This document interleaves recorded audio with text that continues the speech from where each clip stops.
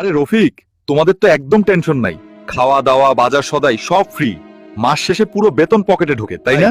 আরে ভাই, আমার যদি সব ফ্রি হতো তাহলে ব্যাংকাররা আমাকে ফোন করে লোন শোধ করার জন্য বিরক্ত করতো না। সৈনিকদের খাওয়া ফ্রি থাকে ঠিক, কিন্তু অফিসারদের মেসে খাই, বিল কেটে যায় মাস শেষে। ব্যাংকের হিসাব বইয়ে দেখি বেতন আসে তারপর গায়েব হয়ে যায়, যেন জাদুর খেলা। তাই নাকি? কিন্তু তোমরা তো রেশন পাও অনেক।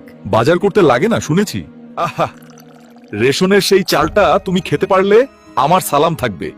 ওই চাল ভর্তুকি দামে কিনি, আবার বাজার থেকে খাওয়ার মতো চালও বাজার মূল্যে কেনা লাগে। আর হ্যাঁ, কচুক ক্ষেত কিংবা কাওরান বাজার কোথাও আমাদের আলাদা ডিসকাউন্ট দেয় না ভাই। কিন্তু তোমাদের বাসায় গেলে তো দেখি ভালোই আপ্যায়ন, মনে হয় সব ফ্রি চলে আসে। ফ্রি না বন্ধু, ওটা আমাদের ট্রেনিং, আমাদের শিক্ষা। নিজে খাইতে পারি না পারি, বাইরের কেউ এলে যেন ভালো আপ্যায়ন পায় সেটা নিশ্চিত করি। কিন্তু এর মানে এই না যে আকাশ থেকে টাকা পড়ে।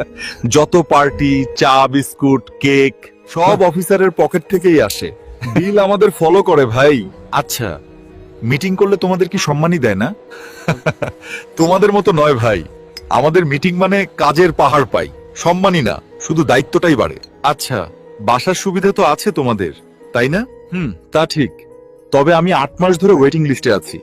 আবার স্বেচ্ছায় যদি বাসা না নেই তাহলে ভাড়াও পাই না। আর আমাদের 1-2 বছর পর পর পোস্টিং হয়, তখন বাসা বদলানোর যা খরচ হয়, টিএডিএ টাকা আসে তার 3 ভাগের 1 ভাগ, বাকিটা যায় নিজের পকেট থেকে।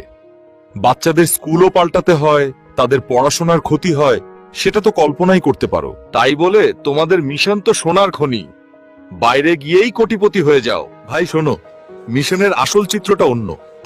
এখনো 90-এর দশকের মতোই ভাতা পাই, কিছু ক্ষেত্রে আরো কমেছে। সরকার যে কত রিইম্বার্সমেন্ট পায় সেটা কেউ জানে না।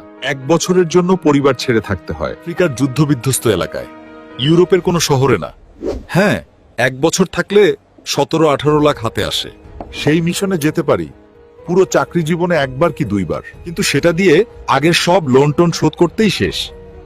আর প্রতিদিন ঝুঁকির মধ্যে থাকতে হয়। তাহলে তোমাদের ফ্রি কি থাকে বলো দেখি? ফ্রি একটা জিনিস ফ্রি পাই, ক্যান্টনমেন্টের বাতাস। সেটার কোনো বিল আসে না এখনো পর্যন্ত।